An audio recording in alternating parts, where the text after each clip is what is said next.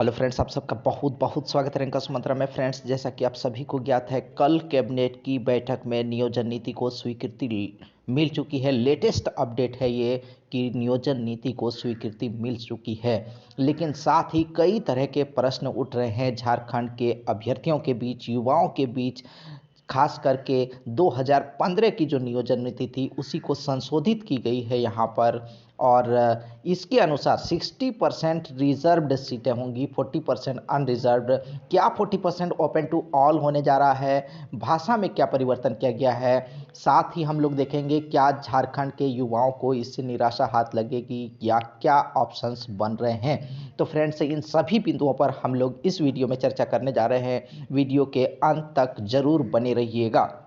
Friends, आइए देखते हैं कि सबसे पहले जो नियोजन नीति की बात हुई, तो नई नियोजन नीति बनाने की, हालांकि अभी नई नियोजन नीति नहीं लाके सरकार ने बहाली की प्रक्रिया जल्द शुरू करने के लिए 2015 की नियोजन नीति को संशोधित किया गया है। तो सबसे जो इसमें मेन पॉइंट है कि 60% सीटें रिजर्व्ड होगी। SC ST और OBC जो आरक्षित कैटेगरी है उनके लिए 60 पर, और EWS तो 60% सीटें इनके लिए रिजर्व्ड हो गई, और बाकी 40% सीटें जो है अनरिजर्व्ड है। अब 40% सीटों की जो बात हो रही है, तो 40% की बात है कि ओपन टू ऑल होगा या फिर झारखंड के अभ्यर्थियों को इसमें वरीयता मिलेगी। तो फ्रेंड्स, 40% सीटें अनरिजर्व्ड होगी, और अभी तक ये बात क्लियर नहीं हो पा रही है कि 40% सीटें ओपन टू ऑल इंडिया, पूरे भारत के अभ्यर्थी इसमें, युवा इसमें भाग ले सकेंगे, या 40% सीटों पर भी कोई ऐसा प्रावधान लाया जाएगा कि झारखंड के युवाओं को उसमें वरीयता मिलेगी। तो फ्रेंड्स, अभी तक ये क्लियर नहीं हो पा रहा है, लेकिन जहां तक उम्मीद जताई जा रही है, कई विशेषज्ञ और छात्र नेता भी इस पर बात कर चुके हैं। तो कुछ का कहना है कि 40% सीटें जो है अनरिजर्व्ड है और ये ओपन टू ऑल होगा। लेकिन यहाँ पर अगर ओपन टू ऑल होता है, झारखंड के अभ्यर्थियों को एक बड़ा झटका होगा। झारखंड जैसे पिछड़े राज्यों के लिए, झारखंड में जहाँ एक तरफ युवा बेरोजगार हैं, काफ़ी आक्रोश में हैं, उनके लिए एक दुखदाई बात होगी। लेकिन दूसरा ऑप्शन ये भी बन रहा है कि 40% अनरिजर्व्ड सीटों को झारखंड के निवासी का इसमें प्रावधान लाया जाए, और निवासी के प्रावधान के अनुसार झारखंड का निवासी होना, जो आरक्षित कैटेगरी नहीं है 40% सीटें, 40% सीटों पर जनरल कैटेगरी और जो आरक्षित कैटेगरी के हैं, जो रिजर्व्ड कैटेगरी के हैं, वे अभ्यर्थी भी अगर अच्छे मार्क्स जनरल के बराबर लाते हैं तो वो भी यहाँ फाइट कर सकते हैं।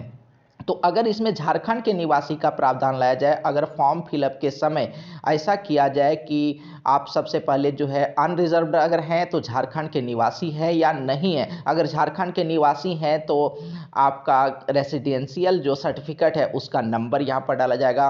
तो ये भी एक यहाँ पर ऑप्शन बन रहा है, और कई युवा नेता जो हैं, जो छात्र नेता हैं, वे इस बात से लगभग विश्वास कर रहे हैं इस बात में कि इनके लिए यही ऑप्शन होगा, क्योंकि झारखंड सरकार अब कोई रिस्क लेने के हक में नहीं है, कोई रिस्क लेने के लिए अब तैयार नहीं है। तो ऐसे में उन्हें ये ऑप्शन लाना ही पड़ेगा कि 40% सीटों के लिए जो अनरिजर्व्ड सीटें हैं उनके लिए उन्हें यहाँ पर ऑप्शन देना होगा, क्या झारखंड के निवासी हैं या नहीं है। अगर हैं तो आपका निवास जो रेसिडेंशियल सर्टिफिकेट है उसका नंबर यहाँ डाला जाएगा। तो फिर लगभग 40% सीटों पर भी झारखंड के अभ्यर्थी फाइट कर सकेंगे। तो ये एक अच्छा ऑप्शन होगा झारखंड के युवाओं के लिए, झारखंड के अभ्यर्थियों के लिए, झारखंड के शिक्षक अभ्यर्थियों के लिए। तो ये अभी क्लियर नहीं हुआ है, लेकिन ज़्यादातर संभावना ये जताई जा रही है कि 40% सीटों पर जो इस तरह के ऑप्शंस आने वाले हैं।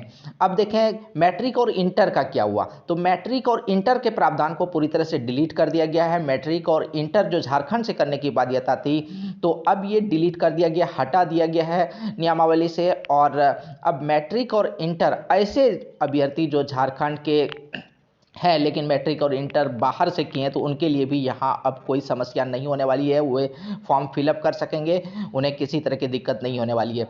नेक्स्ट अब जो है हिंदी, इंग्लिश और संस्कृत, पहले से ही 12 क्षेत्रीय और जनजातीय भाषाओं को नियमावली में जगह दी गई थी, और अब इनमें 3 भाषा और जोड़ दी गई है। और बात भी यही थी, एक तो कि जो मैट्रिक और इंटर का प्रावधान था, जिसके लिए माननीय उच्च न्यायालय ने नियमावली को, नियोजन नीति को खारिज किया था, कि मैट्रिक और इंटर के प्रावधान के कारण झारखंड के निवासी जो कि जनरल कैटेगरी से बिलोंग करते थे वे नहीं भर पा रहे थे, क्योंकि अगर उन्होंने मैट्रिक और इंटर प्लस 10+2 अगर झारखंड से बाहर से किया हो तो फिर वे भी वंचित रह रहे थे।